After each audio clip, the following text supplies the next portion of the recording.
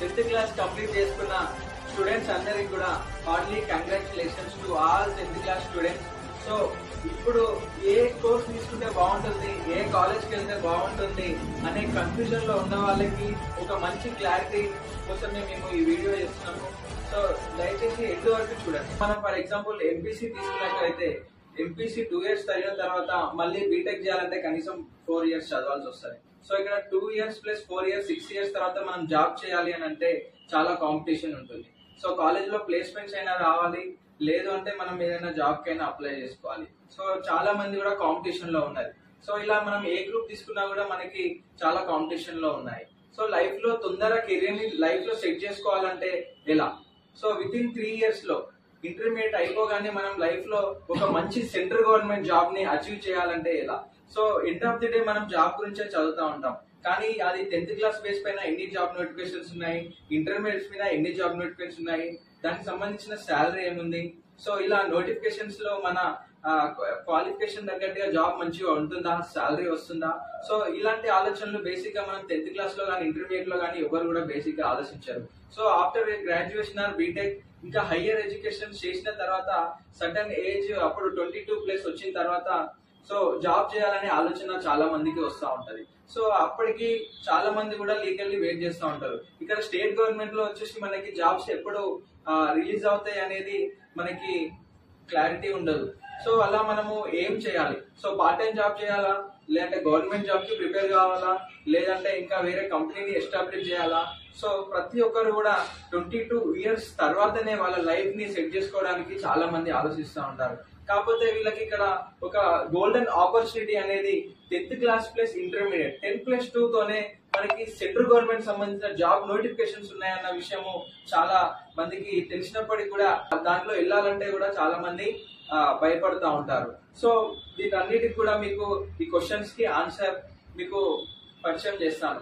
So మీరు ఎంత వరకు చదివినా కూడా end of the day job అనేది రావాలి కాబట్టి, సో మన కాలేజ్ లో చదివిన ఒక అబ్బాయి మిడిల్ క్లాస్ నుంచి వచ్చి జెడ్పీహెచ్ఎస్ వనస్థలిపురంలో అతని 10th క్లాస్ అనేది కంప్లీట్ చేసుకొని సో ఇంటర్మీడియట్ లో యువ డిఫెన్స్ అకాడమీలో జాయిన్ అయిన తర్వాత సో అతనికి ఎక్కువ టైం కూడా పట్టలేదు. వితిన్ 2 years లో అతను చదువుకుంటూనే 10th central government job Indian నేవీకి సెలెక్ట్ కావడం జరిగింది.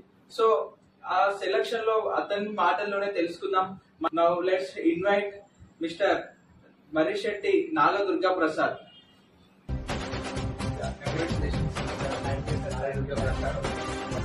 ఫస్ట్ ఆఫ్ ఆల్ నాకు జన్మనిచ్చిన మా పేరెంట్స్ కి, నాకు చదువు చెప్పిన మా టీచర్స్ కి చాలా థ్యాంక్ఫుల్. వాళ్ళ కోసం థ్యాంక్స్ చెప్పడం కాదు, ఎంత చెప్పినా తక్కువ. వాళ్ళ రుణం నేను జన్మలో తీర్చుకోలేను. డిఫెన్స్ లో ఏంటంటే ఫస్ట్ నేను 7th క్లాస్ వరకు నేను నార్మల్ గా చదువుకున్నా. అంటే ఏదో ఒకటి చేద్దాం, 10th కంప్లీట్ చేద్దాం, ఇంటర్ కంప్లీట్ చేద్దాం, డిగ్రీ కంప్లీట్ చేసి ఏదైనా జాబ్ చూసుకుందాంలే అనుకుంది. ఎప్పుడైతే 9th క్లాస్ వచ్చానో అప్పటికి అంటే లైఫ్ మీద ఒక ఫోకస్ అనేది కలిగింది. అంటే ఏదో ఒకటి జాబ్ చేద్దాం, ఏదో ఒకటి అచీవ్ చేద్దాం, మన లైఫ్ లో మనం ఉన్నది దేనికి ఏదో ఒకటి అచీవ్ చేద్దాం, ఏదో ఒకటి గవర్నమెంట్ జాబ్ కంపల్సరీ కొడదాం. మన కోసం కాకపోయినా మన ఫ్యామిలీ కోసం చూసుకోవాలి. మిడిల్ క్లాస్ నుంచి వచ్చాం, ఎంతో మంచిగా ఉండాలి కాబట్టి మనం సెలెక్ట్ చేసుకోవాలి ఏదో ఒకటి. ఎట్లయితే నాకు 10th కూడా కంప్లీట్ అయింది. 10th కంప్లీట్ అయింది. ఇంటర్మీడియట్ గురించి వెతుకుతున్నాను నేను. అంటే ఇంటర్మీడియట్ ఏ కాలేజ్ జాయిన్ అయితే బాగుంటుంది, మంచిగా సక్సెస్ఫుల్ కావాలి, మంచి జాబ్స్ కొట్టాలి అంటే ఈ క్రమంలో నాకు అనిల్ సార్ అని చెప్పి యువ డిఫెన్స్ అకాడమీలో ఇన్ఛార్జ్ సార్ కలిసారు. అంటే ఇందులో జాయిన్ అయితే జాబ్ కంపల్సరీ వస్తుందని అన్నారు. అంటే ఫస్ట్ ఇయర్ వరకు నేను అంత ఫోకస్ చేసేవాడిని కాదు, అందుకే నాకు అప్పుడు రాలేదేమో మేబీ జాబ్. ఫస్ట్ ఇయర్ వరకు అంత ఫోకస్ చేసేవాడిని కాదు. ఎప్పుడైతే సెకండ్ ఇయర్ కి వచ్చానో అందరు నాకంటే మా ముందు బ్యాచ్ వాళ్ళు జాబ్ కొడుతుండే. అంటే ఇట్లా 2 years లోనే జాబ్ కొట్టడం, ఇంత తక్కువ టైంలో తక్కువ ఏజ్ లో జాబ్ కొట్టడం, సరే అది కూడా సెంట్రల్ గవర్నమెంట్ జాబ్ అంత ఈజీగా వచ్చేది, ఎంతో కష్టపడుతూ వచ్చేది ఆ జాబ్. ఇంకా అలా చేయడంతో వాళ్ళ గైడ్లైన్స్ తీసుకొని వాళ్ళు ఏ టైంకి లేచేవాళ్ళు. మార్నింగ్ 4:30కి లేచి రన్నింగ్ కొట్టి మళ్ళీ 7:30 8 o'clock కి మళ్ళీ కాలేజ్ వచ్చి చదువుకొని ఈవినింగ్ 5కి వెళ్ళి మళ్ళీ 5 to 7 8:30 అట్లా స్టడీ అవర్స్ ఉంది కాలేజ్ లో. ఇట్లా మొత్తం అన్ని బ్యాలెన్స్ చేసుకుంటూ స్టడీ చేసుకుంటూ లైఫ్ లో కష్టపడి జాబ్ కొట్టడం జరిగింది. సో మరి ఇప్పుడు మీకు మన కాలేజ్ లో మీకు ఎక్కువ ఏ సబ్జెక్ట్ కానీ ఇట్లా ఎక్కువ ఎవరు ఇన్ఫర్మేషన్ ఇచ్చేవాళ్ళు, ఎక్కువ గైడ్ చేసేవాళ్ళు? సో ఇట్లా వెళ్ళడానికి ఎలా మీకు రూట్ దొరికింది? అంటే కాలేజ్ లో ప్రతి ఒక్కరు ఎవరైనా కానీ ఇంక్లూడింగ్ అంటే సబ్జెక్టివ్ కానీ నాన్ సబ్జెక్టివ్ కానీ టీచింగ్ స్టాఫ్ కానీ నాన్ టీచింగ్ స్టాఫ్ కానీ ఎవరైనా సరే మనకి ఎంతో హెల్ప్ చేస్తారు. ఈవెన్ నేను కాలేజ్ లోకి వచ్చిన డే 1 నుంచి స్టిల్ నేను బయటికి వెళ్ళిపోయే లాస్ట్ డే వరకు నాకు ప్రతి ఒక్కరు హెల్ప్ చేస్తూనే ఉండేవాళ్ళు, అంటే గైడెన్స్ ఇస్తూనే ఉండేవాళ్ళు. ఇప్పుడు నువ్వు డిఫెన్స్ అనే కాదు, నువ్వు డిఫెన్స్ సైడ్ వెళ్తే నీకు 100% మొత్తం సపోర్ట్ చేస్తారు. అది కాదు నాకు డిఫెన్స్ వద్దు నేను బయట ఏమన్నా చేసుకుంటా అంటే దానికి కూడా నీకు ఫుల్ సపోర్ట్ అనేది ఉంటుంది. ఓకే, సో ఈ జాబ్ వచ్చిన టైం ని మీరు మీ పేరెంట్స్ ఇంకా ఎలా సెలబ్రేట్ చేసుకుంటున్నారు? సెలబ్రేషన్ అంటే ఎంతో ప్రౌడ్ఫుల్ గా ఫీల్ అవుతారు ఫస్ట్ ఆఫ్ ఆల్ పేరెంట్స్ అయితే, ఎందుకంటే నాకు జన్మనిచ్చిన పేరెంట్స్ కాబట్టి ఎంతో ప్రౌడ్ఫుల్ గా ఫీల్ అవుతారు. అసలు వాళ్ళు కూడా అనుకున్నారు మా కొడుకు జాబ్ చేసేయడం, అది కూడా ఇంత తక్కువ ఏజ్ లో ఇంకా చాలా లైఫ్ ఉంది, చాలా ఉంది చేయాల్సింది.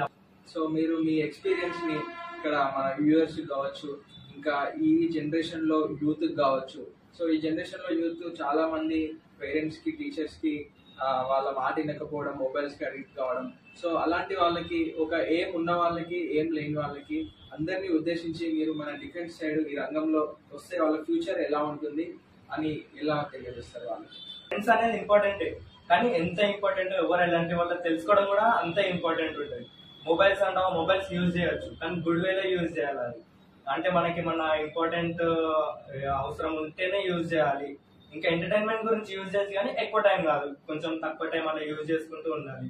ఫ్రెండ్స్ తో తిరగడం, ఈవెన్ మీ ఫ్రెండ్స్ లోనే ఉండొచ్చు, మీతో పాటే తిరుగుతూనే అంటే మీతో పాటు తిరుగుతూనే సక్సెస్ఫుల్ అయ్యే వాళ్ళు ఉంటారు కొంతమంది, కానీ నువ్వెందుకు కాలేకపోతున్నావు అలాగా అంటే